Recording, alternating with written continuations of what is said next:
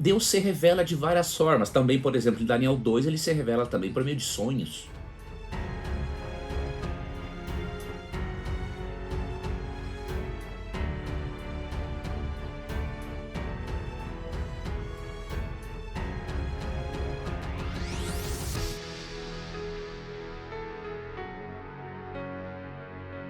Participe agora da mentoria de interpretação bíblica, a Bíblia fácil de entender.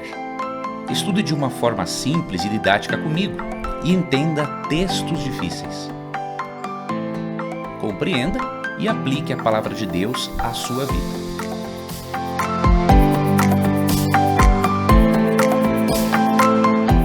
Inscreva-se agora, vagas limitadas. Ele deu o sonho a Nabucodonosor, um rei pagão, e a interpretação desse sonho Deus revelou ao profeta Daniel. Então veja, Deus, ele pode se revelar às pessoas de várias formas, pela natureza, pela lei moral, por meio de sonhos, né? E a principal revelação de Deus é Jesus Cristo, como diz Hebreus 1 e 2. Então as pessoas que não têm a forma de revelação que temos, elas podem conhecer a Deus de outras formas. Isso quer dizer que elas vão ser salvas pela forma de conhecimento que tiveram? Não.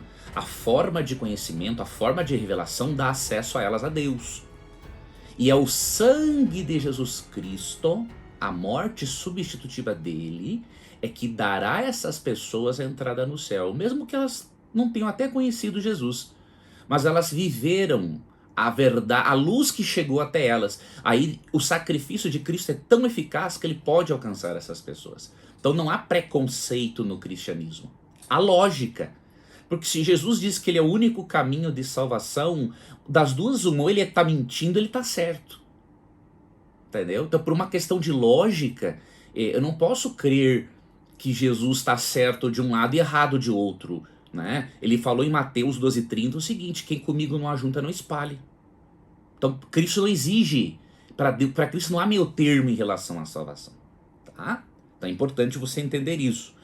Então biblicamente, se a pessoa não aceita Cristo como Salvador, ou se a pessoa não se beneficia do sacrifício dele na cruz, né, por ter conhecido a Deus através de um outro modo de revelação, não tem como essa pessoa ter salvação, porque ele é o único caminho, né? Então sem Cristo, e sem a pessoa aceitar a Cristo como substituto e salvador, não tem como a pessoa ter vida eterna. E aí por isso que em 1 João 5, 11 e 12, né, diz assim, ó: o testemunho é este, que Deus nos deu a vida eterna, e esta vida está no seu Filho. Em Atos 3,15 ele é chamado de autor da vida. Quem tem o Filho tem a vida. Quem não tem o Filho de Deus não tem a vida. A Bíblia é objetiva e direta. Aquela pessoa que tem a Jesus como Salvador, né, esta pessoa vai poder desfrutar da vida eterna após a volta de Jesus e do acontecimento da doutrina da ressurreição. Porém, antes eu quero mostrar para você um texto em que Paulo nos apresenta uma realidade inquestionável, né? A realidade de que se a nossa esperança se limita só a esta vida, nós estamos entre as pessoas mais dignas de pena que existem. Então Deus quer que nós não tenhamos perspectivas em relação apenas a esta vida. Deus quer que nós vivamos bem a vida que Ele nos deu, né? Que conquistemos nossos sonhos, que cresçamos, que ajudemos outras pessoas. Mas se a nossa vida se limitar apenas a esta realidade, ela é muito vazia, né? Por quê? Porque aí a nossa vida se resume em nascer, crescer, reproduzir, envelhecer e morrer. E acabou tudo. E Paulo, para nos incentivar, né, a alimentarmos uma esperança maior do que a esperança nesta vida, mesmo que esta vida tenha que ser bem vivida juntamente com Deus, Paulo diz, por exemplo, em 1 Coríntios 12, 1 Coríntios, na verdade, capítulo 15, né? Verso 19, no contexto da ressurreição, ele diz o seguinte, ó, porque os coríntios estavam duvidando da ressurreição dos mortos, alguns coríntios, né, da igreja de Corinto. Ora, se a nossa esperança em Cristo se restringe apenas a esta vida, somos os mais miseráveis de todos os seres humanos. Estou lendo aqui na King James atualizada. Tá? Então, isso é uma verdade. Tá? Veja, se nós que seguimos a Cristo, né, já enfrentamos lutas, e não tem como ser diferente, amigos, não adianta ficarmos nos vitimizando, reclamando de Deus, ai, por que eu sofro, não sei o quê. Meu amigo, minha amiga, você tem que lembrar de uma coisa, você e eu somos soldados de Jesus, e de acordo com Efésios 6,12, nossa luta não é contra seres humanos, nossa luta é contra potestades espirituais, né? Contra poderes demoníacos. Então nós estamos em um conflito cósmico entre o bem e o mal, e é mais do que natural, mesmo que isso seja ruim, óbvio, mas é natural, faz parte de toda a guerra, né? Algumas pessoas saírem feridas, outras saírem mortas, mas no conflito cósmico entre o bem e o mal tem uma diferença muito grande entre este conflito e um conflito humano, né? Se você fizer parte do batalhão certo, né? Se você estiver do lado do exército verdadeiro, diríamos assim, né? Que tem como comandante Jesus Cristo, você saindo ferido ou saindo morto, você sai vencedor, porque a Bíblia promete que Cristo vai voltar e vai haver a ressurreição dos mortos.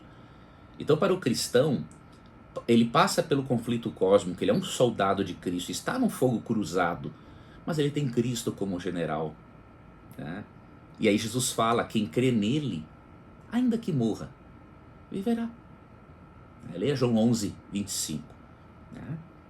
Então, aceite a realidade de que em um mundo pecaminoso, em que há pessoas com a natureza corrompida, em que demônios aqui se encontram porque foram expulsos do céu de acordo com Apocalipse 12, 7 a 9, nós passaremos por momentos de aflições.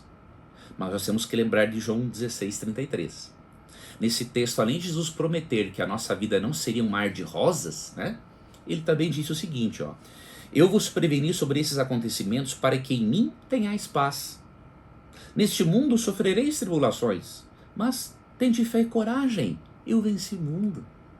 Então a vitória do general Jesus é a certeza da sua vitória. Tá?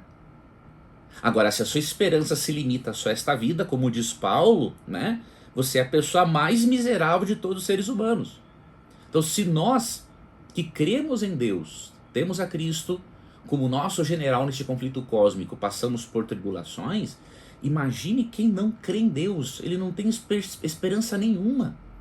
Ou seja, a vida dele termina na sepultura, dos queridos também, e acabou para sempre. Né? Então, por isso que Paulo diz, olha, se a nossa esperança em Cristo se restringe apenas a esta vida, um exemplo, se você crê só no Jesus histórico, e não no Jesus divino que vai ressuscitar os mortos, você é a pessoa mais miserável de todos os seres humanos. Em outras traduções, a pessoa mais digna de pena. Tá? Então, tenha isso em mente. A sua esperança, né, tem que estar em algo maior ainda. Participe agora da mentoria de interpretação bíblica, a Bíblia fácil de entender. Estude de uma forma simples e didática comigo e entenda textos difíceis. Compreenda e aplique a palavra de Deus à sua vida.